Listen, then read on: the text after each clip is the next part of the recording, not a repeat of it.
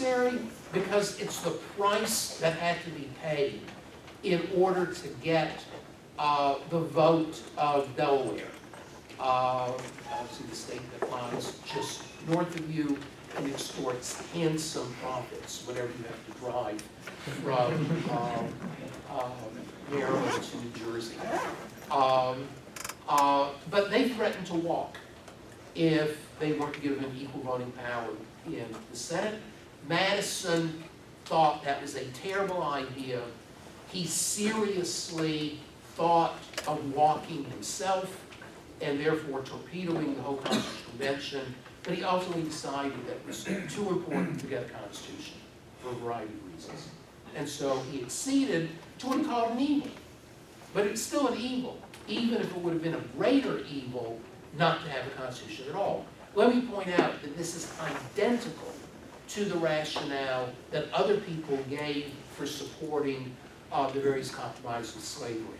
There were certainly some people who thought that slavery was just terrific, and that a good constitution would, of course, recognize rights of chattel slave owners.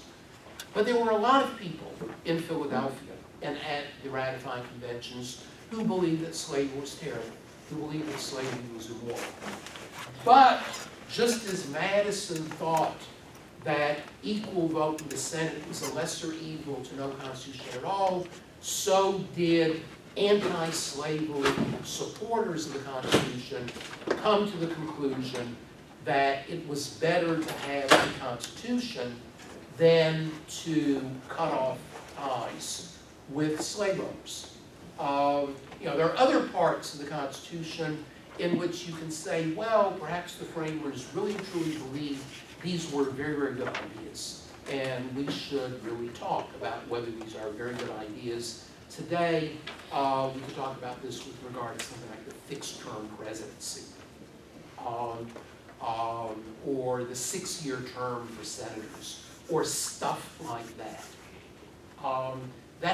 Those weren't the same sorts of compromises as the compromises on the Senate or the compromises with slavery, which were viewed as compromises with evil, but, as I say, necessary to do so.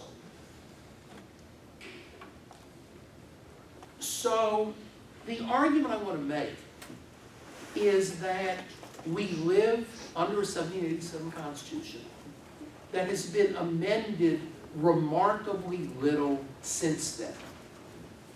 Partly because the United States Constitution is the hardest to amend constitution of any national constitution in the world. And depending on certain technical considerations, it may be the hardest constitution to amend within the United States. Generally speaking, state constitutions are easier to amend than the national constitution, but, for example, Massachusetts, where I spent about a third of the year, and Iowa, both have 2 session rules. That is to say, to amend the state constitution, state legislatures have to agree to an amendment over 2 separate sessions. That is, with an intervening election. And on top of that, the people of the state have to approve it. So there are some amendments to the U.S. Constitution that were added rather quickly. The repeal of prohibition was completed in less than a year. One of my favorite amendments that nobody ever teaches or thinks about, but it really is one of my favorite amendments, is the 20th Amendment, which moved Inauguration Day up from March 4th to January 20th. My view is that in the world we live in, January 20th is much too long. But at least the 20th Amendment speaks to a time when people were willing to think quite seriously of such housekeeping matters as Inauguration Day, and came to the completely justified conclusion that it was crazy to wait until March 4th. The other thing they did was to get rid of one of the truly lunatic features of the original Constitution, which was that a newly elected Congress, Congress elected in, let us say,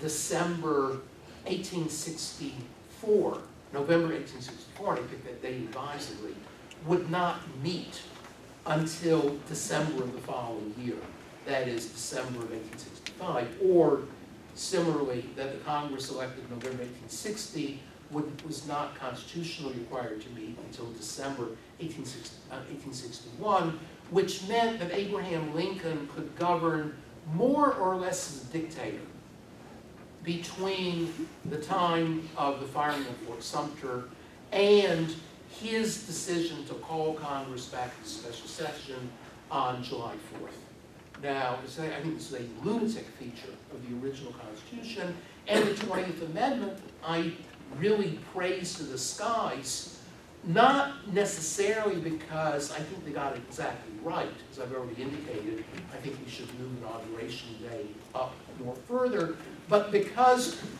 they were willing to think deeply about these sorts of structural issues and do something about it.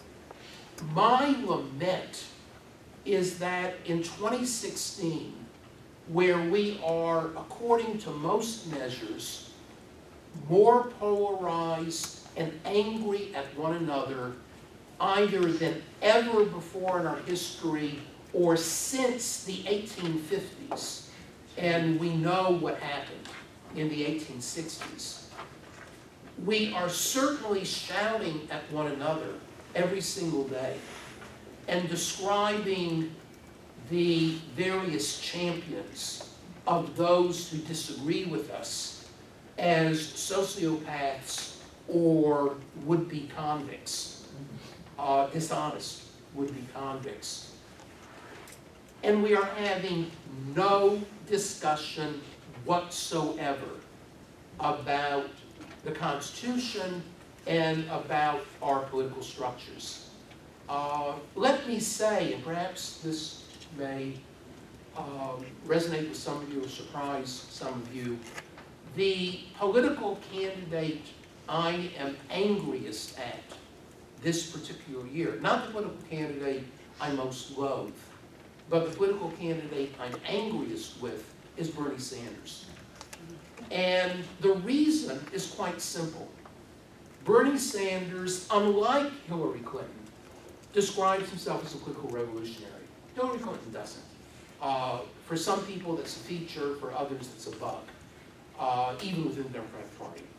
But she doesn't proclaim to be what she's not on the political revolutionary spectrum.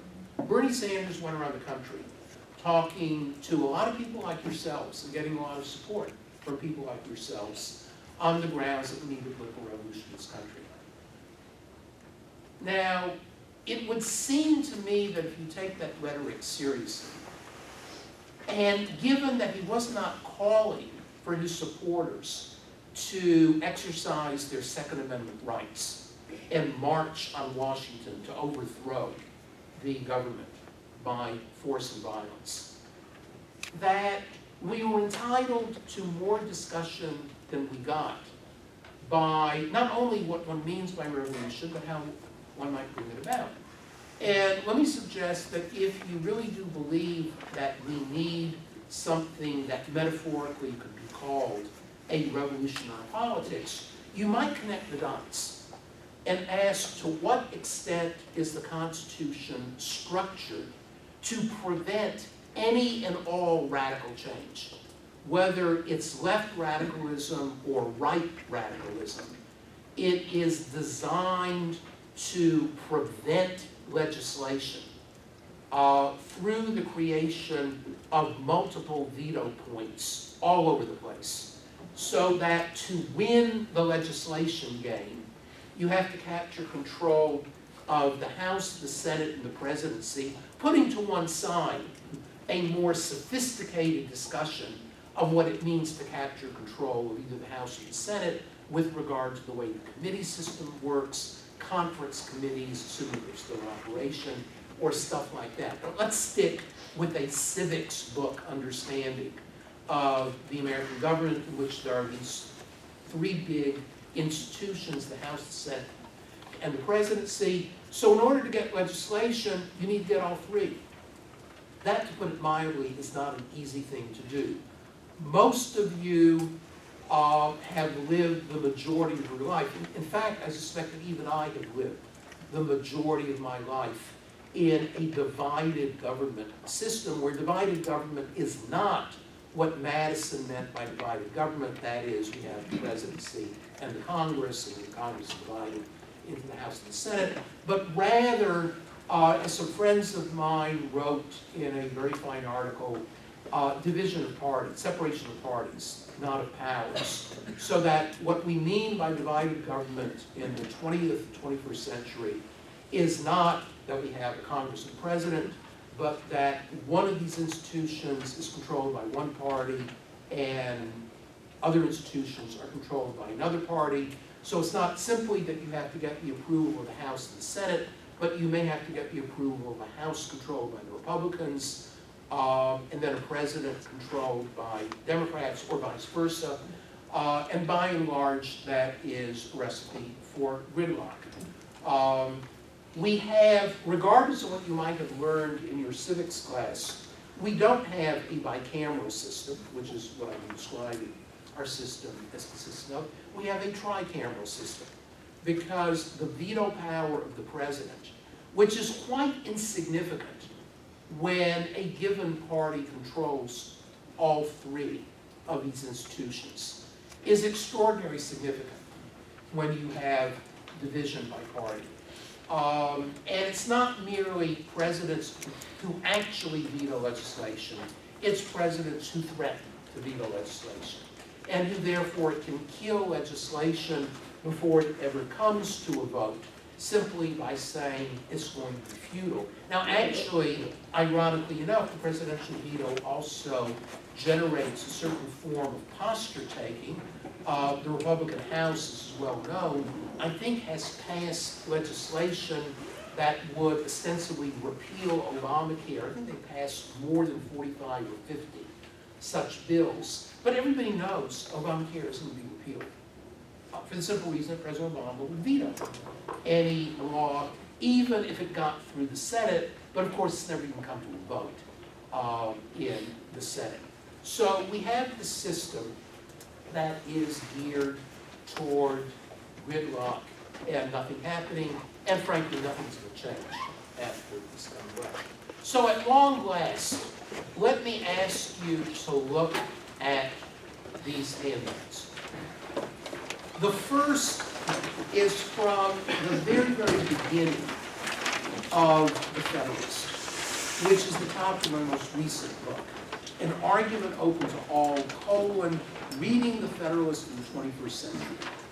The key to the book is the subtitle.